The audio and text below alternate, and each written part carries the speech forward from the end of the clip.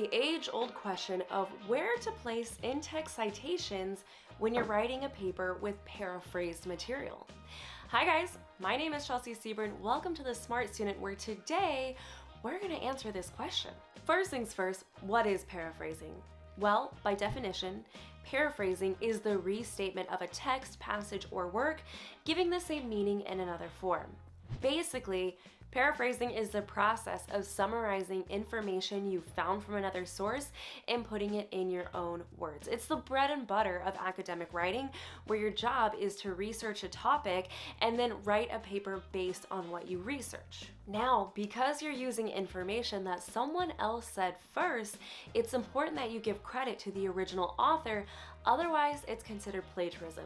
Cue the in-text citation because that's what you're going to use to signify that the idea in your paper belongs to someone else.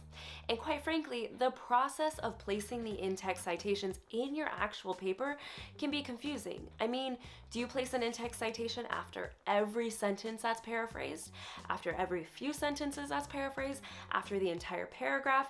This is where students get tripped up the most. The short answer to this is that anytime you're including paraphrased information in your paper, you will always place the in-text citation directly after the last sentence of the paraphrased section.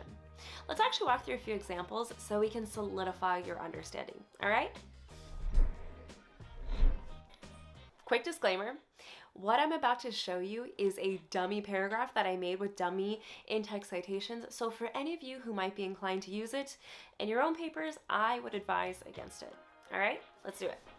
All right, so in this first example, we have a paragraph, and the entire paragraph is using material that's paraphrased from another source, only one source. So in this case, you would place the in-text citation at the end of the paragraph just like this. By the way, I'm including the full reference list entries as well, just so you can see them side by side. But now let's move on to example number 2. So here you have a paragraph that is mostly paraphrased. In other words, the first few sentences here are paraphrasing from the source, but this last sentence is not paraphrased, it's your own original thought. So, just as we said, you're going to place the in-text citation at the end of the paraphrased material, just like this. Simple enough? Let's take a look at example number 3.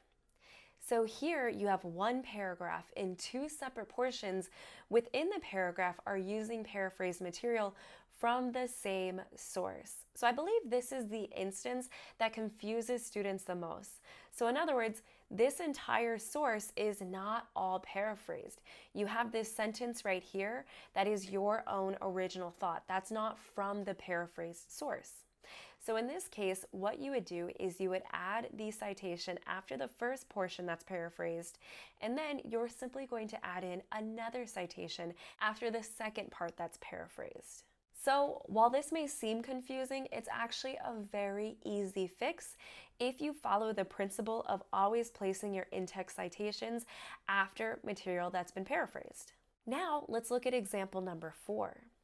So here you have a paragraph that contains paraphrased material from two different sources.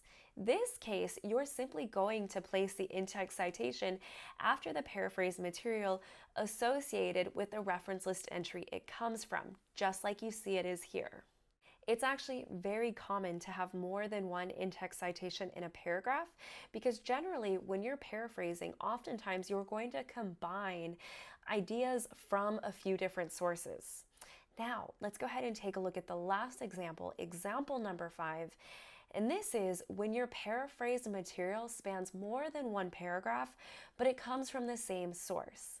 So for here, what I recommend doing is including an in-text citation at the end of each paragraph if both of these are paraphrased. The reason that you want to include separate citations for each paragraph is so you can guide the reader along and make sure that they follow in understanding that this is indeed paraphrased material and comes from another source. Alrighty, I hope you found that tutorial helpful. Just remember, the key principle when placing in-text citations when you're paraphrasing is to always include it after the last portion that was paraphrased.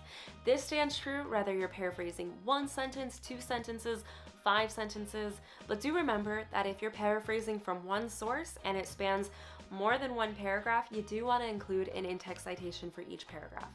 But that's it, guys. We're all pro paraphrasing and in-text citation placers now.